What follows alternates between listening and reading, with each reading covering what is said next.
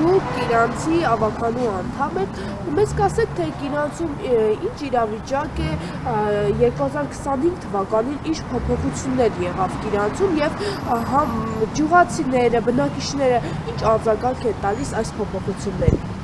Տեսեք, արձագանքները շատ վատն են, ինչ արձագանք պիտի տա մի համայնք, երբ իր համայնքը կիսել տվել են թշնամուն, կան դրական կողմնորոշում ունեցողներ են այս ամեն ինչի հետ կապված, բայց հիմնական մասը դեմ էին դեռ 24 թվական ապրիլ-մայիս ամիսներից, երբ Սրիկայա խմբի ղեկավարը որոշեց, որ պիտի միակողմանի զիջումներ անեն և անունը դնեն սահմանազատում, իբր խաղաղություն և այլն։ Բայց ինքը ասում է պարբերաբար հանդիպում եմ իրանցի բնակիչների հետ և նրանք համաձայն են, որ կիսվի, նշում էր, որ կարող ենք պատ կառուցել, ծալ տնկել, ինչ եղավ, մենք այդ խոսակցություններից հետո չտեսանք իրանցում իրականում բնակիչները ինչ էին ուզում և ինչ եղավ։ Պատը կառուցել են, կա պատը իրականում, ինքը իրանցիների հետ չի հանդիպում ընդհանրապես, իսկ եթե հանդիպում էլ է 1-2 ընտրյալ մարդկանց հետ, իր հետ շրջիկ այսպես կոչված տուրիստներ տանում է, ցույց է տալիս, հետ է բերում, այդքանով է ավարտում նրանք իրանց այցելությունը, կարող ամիսը 1-2 անգամ մտնի իրանց դուրս գա, բայց ամբողջ գյուղը ոստիկանական ուժերով փակում են, որպեսզի բնակիչները չկարողանան մոտենալ Սրիկային, իր հետ տանում է Ռուբեն Բաբայանի նման մարդկանց ու ցույց տալիս, ուրախանում են, ծափահարում, թողում հետ դառնում Երևան։ Վախի մթնոլորտ կա իրանցում։ Բնակիչների մոտ չէի ասի վախի մթնոլորտ, բայց զգուշացման հետ կապված կա որոշակի փոփոխություններ կա, բայց չէի ասի, որ վախենում են։ Քանի որ կարելի ասել կողք կողքի են սահմանին գտնվում և բնակիչները ոնց են համակերպվում այդ իրավիճակի հետ։ Չեն համակերպվում, մի կերպ, ստիպված, հույս ունենալով, որ մի օր լավ է լինելու, որ մի օր սա գնալու է ու այդ կողմն ավելի լավ է ամեն ինչին տեր կանգնելու։ Այսինքն հույս ունեմ, որ փոփոխություն ամեն դեպքում կլինի և այդ պատ կոչվածը կհանվի։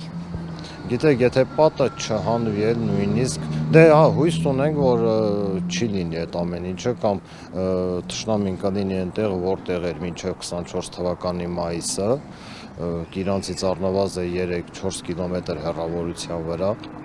մարդկանց սեփական գույք, սեփական հողատարածքներ անցավ թշնամուն։ Դրա դիմաց անունը դրեցին փոխհատուցում, այսինքն վճարեցին, իսկ մի հատված 6 հոգի հրաժարվեցին, բացարձակ հրաժարվել իրենց գույքից։ Եվ ինչ եղավ։ Այդ մարդիկ մինչ օրս ոչ ստացան այդ գումարները, ոչ ստորագրեցին սրանց առաջարկած փաստաթուղթը և պարզապես դեպքում իրենց կամքին հակառակ իրենց տարածքները տրվեց։ Այո, տարածքները արդեն տարուց ավել է, 1.5 տարի արդեն թշնամու վերահսկողության տակ է։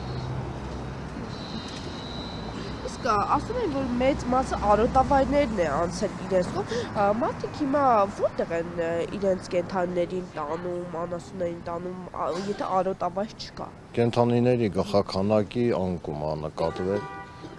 զուտ արոտավայրի խնդիրներից ելնելով հողատարածքները վարելահողեր, մարդկանց տուն, բիզնեսներ, ճանապարհ, կամուրջ, ռազմավարական նշանակության օբյեկտներ հանձնվել է թշնամուն, բարձունքներ, դրանից ավել ասենք, դրանից ուրախանալը, որ չեմ պատկերացնում։ Ասում էին, որ իրանցի բնակիչները ուրախ են, որովհետև խաղաղություն ենք բերում։ Դուք տեսնում եք այդ խաղաղությունը։ Ոչ խաղաղությունն եմ տեսնում և ոչ էլ առավել ևս ժողովրդի ուրախությունը, ոչ մեկ ուրախ չի։ Դա ընդամենը սուտ է, նորից եմ ասում, մի քանի ավտոբուս քաղաքացիական համազգեստով ոստիկաններ գալիս են, ծափահարում են, Ռուբեն Բաբայանն է գալիս, կարան ասենք բերեն Գնել Սարգսյանին, կարան բերեն Ստեփան Ասատրյանին կարգալույծ եղած, 10 տիրադավերին կարող են բերել, նրանք բնականաբար կգան, կուրախանան, վերջում հաց կուտեն ու հետ կդառնան։